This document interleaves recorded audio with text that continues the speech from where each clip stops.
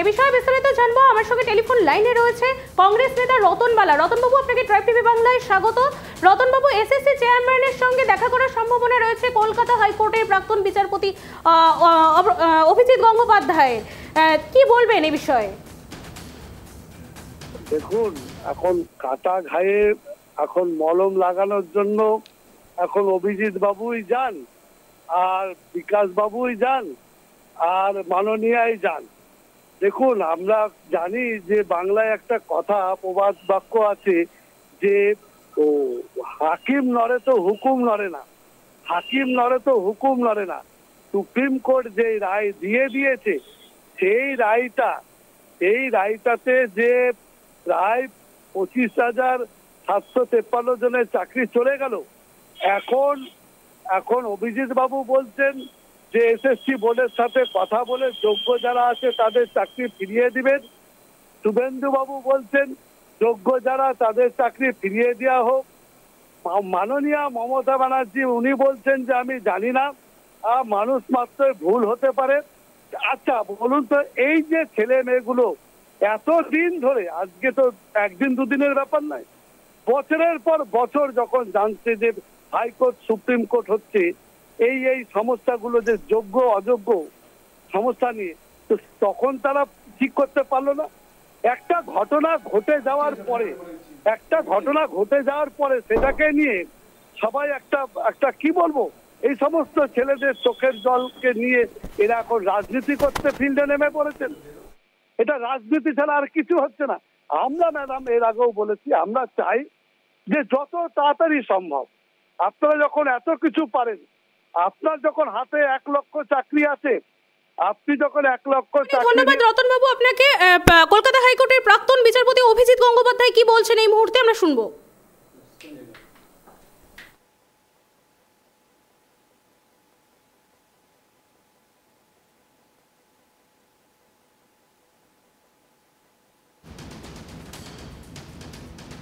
এবং এখানে এসে অভিজিৎ বাবু অত্যন্ত ভদ্র মানুষ, উনি হয়তো এই বিষয়টা নিয়ে আপনাদের সামনে বলবেন না, কিন্তু আমি আপনাদের বলছি যেভাবে একজন অনারেবল এমপি তাকে যেভাবে আচরণ করা হলো, সেক্রেটারি পর্যন্ত এলেন না, ডিপার্টমেন্টের একজন বড়বাবু কথা বলে গেলেন। আমরা এখান থেকে দাঁড়িয়ে বলছি আমরা কালকে আবার আসব, এবং লোকাল থানার একজন অফিসার কমিউনিকেট করছে এসএসসির ব্যাপারে। থানার অফিসার কে কমিউনিকেট করার ব্যাপার? লোকাল থানার অফিসার এসএসসির চেয়ারম্যানের দায়িত্ব নিয়েছেন, এটা এসএসসি চেয়ারম্যান বলুক। যেভাবে একজন অনারেবল এমপিকে যেভাবে ব্যবহার করেছেন সেটা আমার কাছে অত্যন্ত দৃষ্টিকটু লেগেছে। অভিজিৎবাবু এটা নিয়ে হয়তো কিছু বলবেন না, তিনি অত্যন্ত ভদ্র মানুষ। সেক্রেটারি এখানে থাকা সত্ত্বেও সেক্রেটারি দেখা করেননি, তাদের অফিসের একজন স্টাফ বলল তিনি নাকি ইন্টারেস্টেড নন। আমি কোট আনকোট বলছি, তাদেরই অফিসের যে বড়বাবু তিনি বললেন সেক্রেটারি নাকি ইন্টারেস্টেড নন। একজন অনারেবল এমপি, পশ্চিমবঙ্গের একজন মানুষের ভোটে নির্বাচিত সাংসদ, এই যাদের চাকরি হারিয়েছে তাদের হয়ে কথা বলতে এসছে, কোনো রাজনীতির কথা বলতে আসেনি। এসএসসি স্বশাসিত এসএসসির চেয়ারম্যান নেই, সেক্রেটারি নাকি ইন্টারেস্টেড নন। এখান থেকেই যে সরকারের মানসিকতা তার পরিচয় পাওয়া যায়। আমরা আজকে বলে গেছি, এবং সবথেকে আশ্চর্যজনক ব্যাপার, কমিউনিকেট করছে কি লোকাল থানার অফিসার।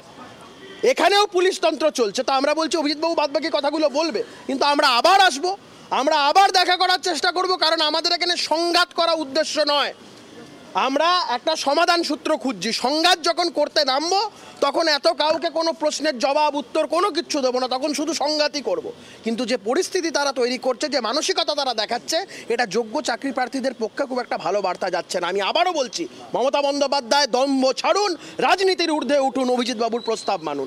যেই আচরণ আপনি আজকে দেখালেন আপনাদের স্বশাসিত সংগঠনের সংস্থার মাধ্যমে লোকজনদের দিয়ে, এটা খুব একটা ভালো বার্তা ক্যারি করে না। বাকিটা অভিজিৎবাবু বলুন। যাই হোক, আমরা দেখা করতে এসেছিলাম চেয়ারম্যানের সঙ্গে, ইনি নেই, আর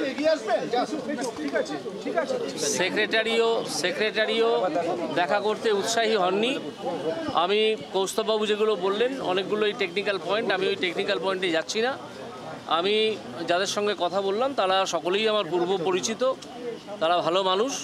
তাদের সঙ্গে তাদেরকে জানিয়ে গেছি কী কী কমিউনিকেট করতে হবে চেয়ারম্যানকে, এবং যে পুলিশ অফিসার ছিলেন তাকেও বলে গেছি যে আপনি চেয়ারম্যানকে একটু খবর দিন, আমরা কালকে আসবো, আবার একটা অ্যাপয়েন্টমেন্ট হয়ে যাক, আমরা কালকে এসে 5-6 জন গিয়ে ওনার সঙ্গে কথা বলে আসবো যে মিরর ইমেজটা যাতে পাবলিশ করা হয় এবং এই পাবলিশ যে যারা করতে দিচ্ছেন না তাদের বিরুদ্ধে গিয়ে এবার এই স্বশাসিত সংস্থাকে কাজটা করতে হবে।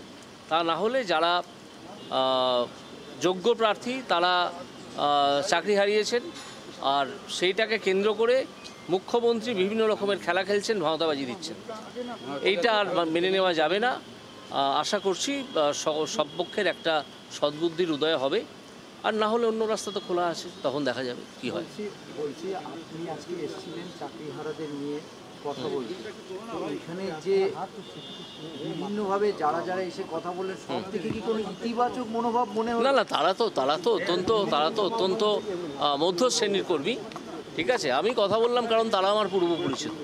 আমি এখানে 11-12 বছর ল ইনচার্জ ছিলাম, ঠিক আছে। তারা সকলেই আমাকে চেনেন, আমার সঙ্গে সম্পর্ক প্রত্যেকের খুব ভালো। তো আপনারা হয়তো লক্ষ্যও করেছেন যে অনেকের সঙ্গে আমি কাঁধে হাত দিয়ে কথা বলছিলাম। তো আমি তাদের বিরুদ্ধে তো নই, তাদের সঙ্গেই আমার সখ্যতা। তো আমি তাদেরকে জানিয়ে গেছি যে কি আমরা চাই। ওনাদের আচরণে ঠিক আছে, ওনারা আসতে পারেননি, চেয়ারম্যান নেই, হয়তো তিনি একটু ঘাবড়ে গেছেন যে আমরা আসছি শুনে চলে গেছেন, আর সেক্রেটারি কথা বলতে চাননি, আগ্রহী হননি, ঠিক আছে। আগ্রহী যদি না হবেন, আমরা চেয়ারম্যানের সঙ্গে কালকে আবার দেখা করার চেষ্টা করব। যদি সেটা না পাই তো না পারি, তখন আবার পরের কথা পরে ভাববো।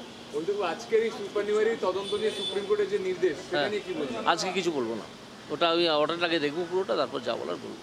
এই যে আন্দোলনের কথা আপনি বলছিলেন, ধরুন আপনার পরামর্শ দিলেন, সবই পরামর্শ হলো, কিন্তু আলটিমেটলি আপনি বারবার যেটা বলছেন যে পথে নামতে হবে, তো চাকরিহারাদের ক্ষেত্রে এই মুহূর্তে কি বলবেন? ধরুন আপনি তো কথা বলবেন, এই মুহূর্তে বলবো চোয়াল চেপে লড়াই করার জন্য প্রস্তুত হন। চোয়াল চেপে লড়াই করার জন্য প্রস্তুত হন। লড়াই না করে একটা অধিকারও আদায় করা যায়নি আজকে পৃথিবীতে। তারা কেউ কি অ্যাডভাইস, এই যে যেমন মুখ্যমন্ত্রী বলছিলেন সেরকম মেনে কেউ ভলান্টারি সার্ভিস দিতে স্কুলে যাওয়ার পরামর্শ? সেটা তার ব্যক্তিগত মতামত, ব্যক্তিগত পদক্ষেপ হবে। এই বিষয়ে আমি কিছু বলবো। চাকরিহারারা সিদ্ধান্ত নিয়েছে যে মুখ্যমন্ত্রী যেটা বলেছিলেন যে স্কুলে যান এবং স্কুলটা কন্টিনিউ করুন, ওরা করবেন না। না, সেটা সব চাকরিহারা নিয়েছে না, অনেকে করবেন। যে সংগঠন কালকে যারা গেছিলেন যোগ্য বলে নিজেদের দাবি করছেন তারাই। না, এছাড়া আরও অনেকে তো আছেন, অল্প মানুষ তো নন।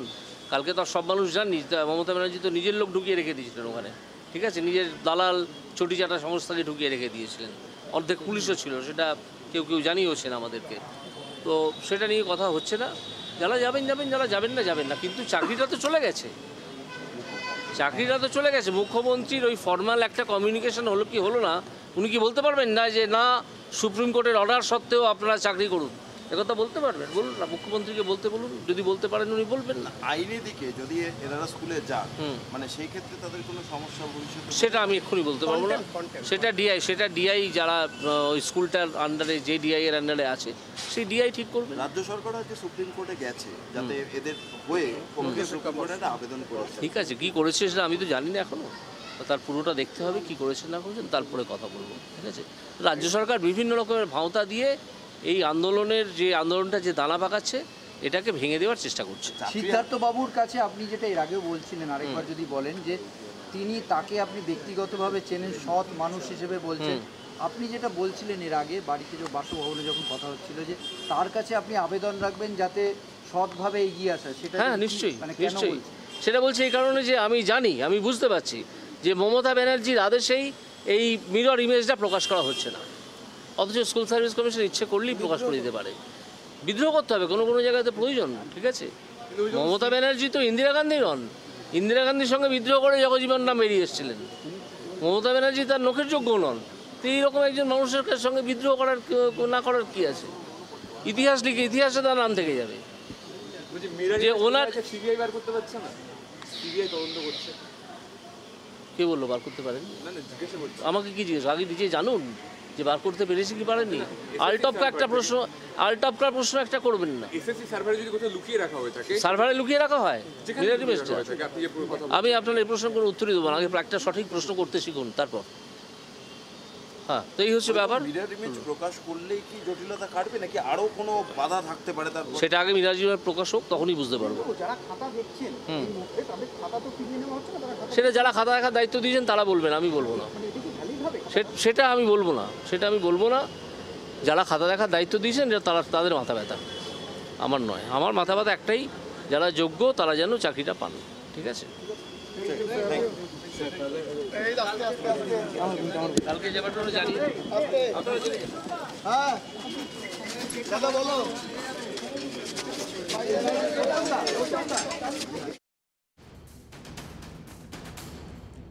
সুপ্রিম কোর্টের রায়ে প্রায় 26,000 শিক্ষক শিক্ষিকা চাকরি খুইয়েছেন ইতিমধ্যেই। আর সেই বিষয় নিয়ে ঠিক গতকালের যে ছবি দেখেছিলাম মুখ্যমন্ত্রী নেতাজি ইন্ডোর স্টেডিয়ামে, সেই চাকরিহারাদের নিয়ে বৈঠকে বসেছিলেন এবং বিভিন্ন আশ্বাস দিয়েছিলেন যারা ন্যায্য যারা ন্যায্য চাকরি প্রার্থী তারা চাকরি পাবেন, অর্থাৎ তারা তাদের চাকরি ফিরে পাবেন, এবং যারা অযোগ্য তারা পাবে না, এরকমই কিন্তু আমরা শুনেছিলাম। এবং তারপরেই সেই বিষয় নিয়ে কিন্তু আজকে আবারও সেই চাকরিহারারা তারা কিন্তু যথেষ্ট সন্তুষ্ট ছিল না সেই গতকালকের বৈঠকে। আর সেই বিষয় নিয়ে আরও একবার তারা আজ হাইকোর্টের প্রাক্তন বিচারপতি অভিজিৎ গঙ্গোপাধ্যায় সেই সমস্ত বিষয় নিয়ে চাকরিহারাদের সঙ্গে নিয়ে এসএসসির চেয়ারম্যানের দপ্তরের সামনে কিন্তু তিনি এসেছিলেন দেখা করবার জন্য, কিন্তু আজ দেখা হয়নি। এবং তিনি কিন্তু বললেন যে আগামীকাল তিনি আবারও আসবেন এবং সেই বিভিন্ন বিষয় নিয়ে কিন্তু কথা বলেন। তিনিও কিন্তু চাইছেন যাতে যারা যোগ্য তাদের চাকরি যেন থাকে।